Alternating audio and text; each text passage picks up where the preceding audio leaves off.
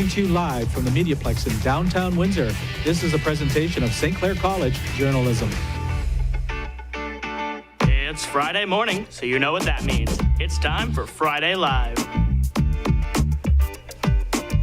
Good morning, everybody. I'm your host, Albert Sharp, bringing you the inside scoop on today's latest news.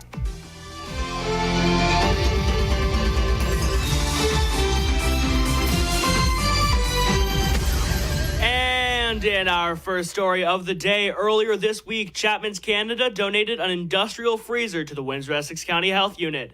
This freezer is meant to hold doses of the Pfizer and BioNTech coronavirus vaccine, which needs to be stored at a minus 70 degrees Celsius. Of course, as one would expect, the ice cream company's freezer is more than capable of maintaining these low temperatures. And speaking of the cold, over the weekend, the Downtown Mission held their annual walkathon, this time with a twist. Tega Albasiwe has the story. Last Saturday, it virtually was the coldest night of the year. Coldest Night is a COVID-safe, family-friendly walk held to raise money. The money is for charities serving people experiencing homelessness, hurt, and hunger. It has been held annually in 144 communities across Canada since 2011, and the Downtown Mission of Windsor was one of the hosts. It is the biggest fundraiser for the mission, and it is their 8th year participating. Rukshini Gulin, the coordinator, says the virtual option might stay because of its advantage. We might next year. We might end up doing some of our event online too, because it's given the opportunity for a lot of people to participate. Attendees were able to walk in the safety of their own neighborhoods and also share pictures online. This has been Tega Albasiwe, report from MediaPlex News Now. And in our next story, Wednesday was Pink Shirt Day, and as Sydney Vasco will tell us more about this annual anti-bullying event. Since COVID-19 hit, many feel online harassment has increased. With today being Pink Shirt Day, it allows people to stand up against bullying. Sandra Dominato, a Unifor representative, speaks on Pink Shirt Day. I think Pink Shirt Day is important because we need to remind each other that we can help each other through bullying issues. Many people didn't know that Pink Shirt Day originated in Canada, and it is celebrated around the world. We encourage everyone to wear a pink shirt today in support of anti-bullying. For MediaPlex Radio, I'm Sydney Vascor. And with February coming to an end, will the bad weather be going with it? Zach, please tell me you've got some good news for me. Well, after a month of cold, we are looking a little bit warmer. Currently, we are at -3, but it gets better. Let's take a look at that 3-day forecast. Saturday, expect periods of rain and drizzle and a high of 7. Sunday, showers and a high of 8. And Monday, a mix of sun and clouds and a high of 4. Stay tuned a little bit later for Bare Bottoms, Florida Man, and Cube Poop on your favorite segment, Weird News. That is coming up at the bottom of the show. It's Friday morning, and we are back with a special homecoming edition of Friday Live. We've been gone, but we're back, and you can't get rid of us. Zach, how are we feeling? Well, we're back and weirder than ever. Absolutely. And this time we're going to be talking about students, streamings, and staying weird. But first, let's talk about it. How's it feeling being gone? Yeah, it was pretty relaxing, I must say. A lot of sleep, a lot of sitting. I gotta say, it was pretty disappointing to be able to cut our semester short. We had such a great holiday show planned. We did. We were going to wear the funny hats. We had the funny hats. I was going to be Santa. You were going to be my freakishly tall elf. I love that freakishly tall elf. You know, it's a good thing to love yourself always. That self-love is really important. Absolutely, especially in these times. But I've got to admit, as much as it was nice to get away and refresh, it's always great to be back. It is. There was just so much weird news that occurred. And speaking of coming away and coming back, you know, how do you think it feels for international students? I think for international students, it's got to be like a really terrifying time because like you're thousands of miles away from home in the middle of a pandemic. It's got to be wild. Just imagine what it's like for a St. Clair College international student. Fortunately, Siddharth Krishna has the story. St. Clair College is reputed for its large body of international students. In fact, over 3,500 international students are expected to join in this academic year. But how is the experience of an international student studying in this pandemic season? Karan Bakshi, an Indian student of business, shed some light on this.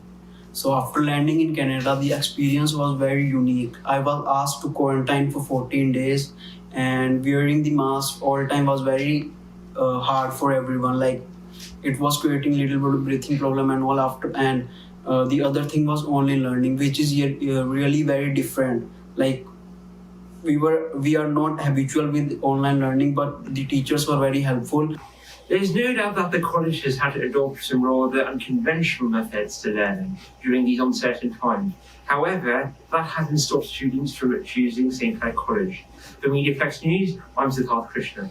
And now, while we're on the topic of school, March break has been pushed back this year for students, and Kayla Tarnowski has the story. At the beginning of the month, Ontario's Education Minister Stephen Lecce surprised the province by postponing March break to the week of April 12th. This will force students to change their plans. Samantha Bondi is a 17-year-old Villanova High School student, and she knows some people who are unhappy with this change. They were like, oh, this changes a lot of things. So it was a lot of mixed emotions, but I think everyone now is okay with it. Before Lecce announced the change, school boards and teachers across Ontario urged the government to keep the break the same. I'm Kayla Tarnowski, reporting for MediaPlex News Radio. You know, one thing I want to talk about the pushing of March break back into April is why are we still calling it March break? I have no idea. Isn't it called April break now? Or just spring break. It's what we see in TV and movies anyways. Why are we still calling it March break pushed back and not just spring break now? I don't know, but Girls Gone Wild?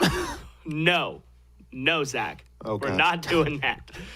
It's not only March break that the pandemic's had an impact on, it's also had a noticeable impact on the mental health of young adults, and Isabella Spadafora reports. Even service dogs are working hard through the pandemic. Emily Sadowski is a 22-year-old with autism. She's had her service dog, Priya, for over 5 years now. Priya helps Emily in a variety of different ways. She helps me go out in public. If I get really anxious, she guides me to a door, or she'll block so people don't come too close to me. Mm-hmm. She's a very good dog. With the pandemic, Emily says some service dogs are losing their training. She says service dogs should be out working regularly so they don't forget their working roles. For MediaPlex News Radio, I'm Alexa Fraser. Sorry, that was Alexis Fraser's piece on service dogs. Sorry, we got that one mixed up. Woof. Of course, Zach. But one thing that has not changed is the pandemic's altering our approach on social interaction. And as Tristan Zuderveen will tell us, for some, that means taking those interactions online. I want to tell you that the Among Us people are just the bottom half of the Teletubbies. All right, vote Brian out. Since the COVID-19 pandemic first began, social interactions have become more and more digital. What used to be a day trip to the mall with friends has become a Discord call in multiplayer games. The rise in internet activity has paved the way for the rise in popularity of streamers. Andrew Gorkin, also known as Twitch streamer Gorkinzola, seeks to comfort and be comforted through live gaming sessions. I was watching a streamer and he just made me feel a lot better. And I was like, this is something I want to be able to do for other people when they're, down in the dumps. I have been using Discord more since the pandemic began. It's definitely probably the easiest way to keep my community in one place. For MediaPlex News, I'm Tristan Zuderveen, logging off. And it's not just social interactions that have been taken online. A local artist has taken to the internet to encourage others to be creative, and Caleb Coulter has the story. A student from Amherstburg is finding a creative way to pass the time during lockdown. DJ Reno is a 19-year-old digital artist who is working hard to build up an online community. With over 76 posts on his art page, he's attracted attention from fans and other digital artists. His goal with his page is to encourage those who have never tried to create art to give it a shot. And so far, he's had some success. I have grown a little bit of a community, and I actually have had people from other communities on, say, from online communities. I'm on Discords and stuff, of people actually messaging me and asking me where they can find my work and stuff. And some people actually saying that they liked my work so much they want to study it themselves. According to an article by Medical News Today, art can help improve mental health, decrease stress, and help with learning and memorization. Reno's page, Art of Chef, can be found on Instagram. He also streams on Twitch under the same name. He hopes that people will be inspired by his art and get creative and express themselves during this pandemic. From MediaPlex News Radio, I'm Caleb Coulter. I've got to admit, it is completely impressive the way that some people have adapted to this pandemic and taken online. How do you feel, Zach? It's amazing, really. You do anything online now. Oh, yeah. And hopefully that doesn't cut away from how much great stuff we're having in person when everything goes back to normal. But it is absolutely amazing to see people still thriving and being creative. I feel like when everything goes back to normal and we all start doing stuff like in person again, it's like, what do we do? We don't know. Honestly, one of the things that I'm looking forward to seeing how it goes back is the film industry, because this pandemic has altered it greatly. And Gracie Lowe's tells us more. Many actors feel there are hardships that the pandemic has brought to them and their workplace. The film industry has grown each year since it started, but that was all slowed down when COVID-19 hit and everyone went into quarantine. Michelle Allen is a 30-year-old South African actress. It's gone a lot more online, so self-tapes and online submissions. Only now they're starting to do more in-person stuff, which is amazing because, you know, as an interactive person, you want to be able to ask questions and feel the room. And although many jobs have been lost and workers have faced struggles, the film industry has continued to overcome challenges. They use them to grow and adapt to the new normal of the industry during COVID. For MediaPlex News, I'm Gracie Lowe's. Speaking of the film industry, have you ever gone looking for hidden details in your favorite movies? All the time. Well, I'll tell you a little bit more about that in this Entertainment Minute. Have you ever gone hunting for Easter eggs? No, not that kind. By Easter egg, I mean hidden details, clues, or references within a piece of media. Originating with the Atari classic Adventure, Easter eggs have become a staple of modern media, with people dedicating entire careers to finding them on platforms like YouTube. Notable Easter eggs include things like the HAL Room, a recurring room in Kirby games referencing the game's development company, HAL Laboratories, or the infamous Konami Code. In television and film, Easter eggs have been used to reference source materials and other famous pieces of media. Coming. Other Easter eggs include things like Starbucks cups appearing in every scene of David Fincher's Fight Club, or the real Frank Abagnale Jr. appearing in Spielberg's Catch Me If You Can, as a police officer arresting his own film counterpart. Regardless of the medium or form they appear, it's clear that Easter eggs are a fun and clever way to add further detail to media. Happy hunting. I'm Albert Sharp, and this has been your Entertainment Minute. Now, to touch a little bit more on Easter eggs, it is crazy the stuff that they will hide in a movie these days.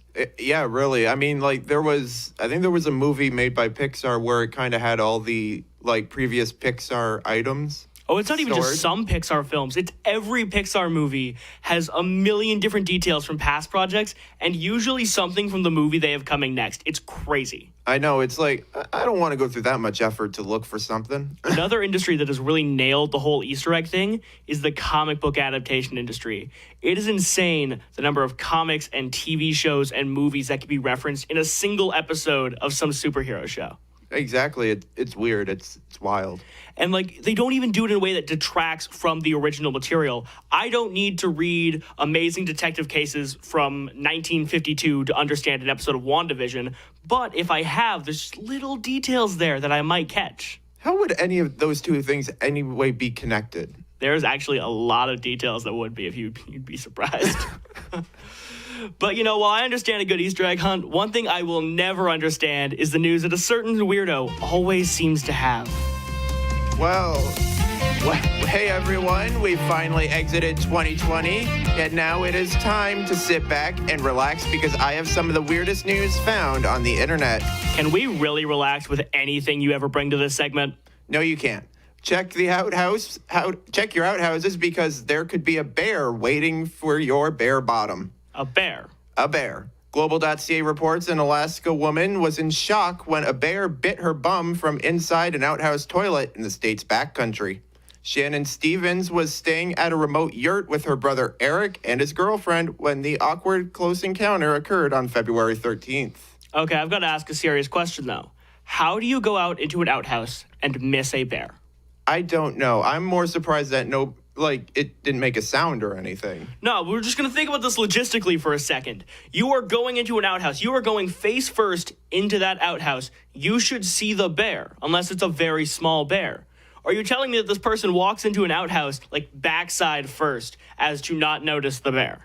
I don't know, but when you gotta go, you gotta go. I don't think really you're gonna check. Listen, when people say nature is calling, usually they don't mean a bear hiding in their toilet. Exactly. But Stevens told the Associated Press that She had left the yurt to use the outhouse some 150 feet away and did not check the seat before sitting down.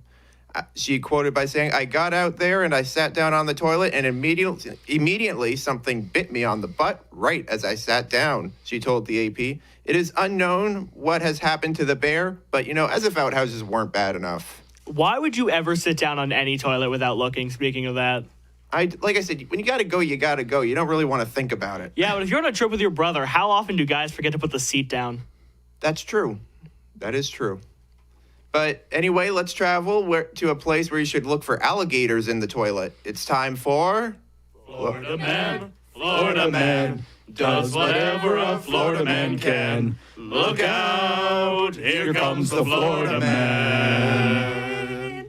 Albert, we always talk about the crazy hijinks of Florida man. However, this guy embraces his status. Oh no, you should not embrace the Florida man status. According to clickorlando.com, a man with a big, bold tattoo of the state right in the middle of his forehead repeatedly called 911 to ask for a ride home because he didn't have money for a taxi.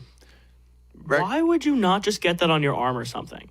Do you really love Florida that much that you're going to tattoo it on your forehead? I mean, I love Florida, but I don't even like it that much. Just a nice, bicep tattoo. Exactly. You can flex the Florida. Exactly. Flex your Florida. Don't front your Florida. That sounded inherently wrong. But he repeatedly called 911 to ask for a ride home because he didn't have money for a taxi. Records show Matthew Letham called 911 4 times in the early morning hours Sunday to ask for a ride home. Letham walked away and called 911 for a 4th time, and the deputy was nearby and again asked for a ride home. Deputies found marijuana on him during a search. He is facing charges and misuse of the 911 system. It could have been worse. I mean, he could have had a tattoo of Alabama. Fair enough. Did you know Wombat Poop is cubed? No. Well, you do now. Scientists now know why Wombat Poop comes out in cubes because those are the things keeping me up at night. It's like, why is it cubed? Those are the questions that I would stay up and ask, but I wouldn't expect anyone to actually take their time to figure out.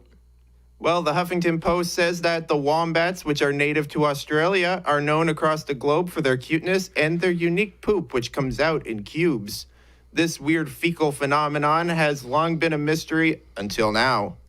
After creating a mathematical model to see how the gut might expand and contract during food digestion, the researchers determined the feces are dried out in an extremely long wombat column, roughly 10 meters or 33 feet in length, FYI. The stiff and flexible regions contract in tandem, sculpting the poop into its unique shape. # the more you know. Speaking of animal droppings, did you ever do that thing in grade school where they made you take apart owl poop? No.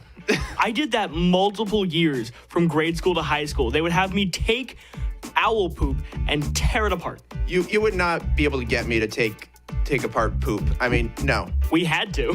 Well, that is the weirdness for this week. Random thought. People always say to me, stop procrastinating. And I'll tell them, I'll do it later. I'm Zachary Bellog, and you cannot make this stuff up.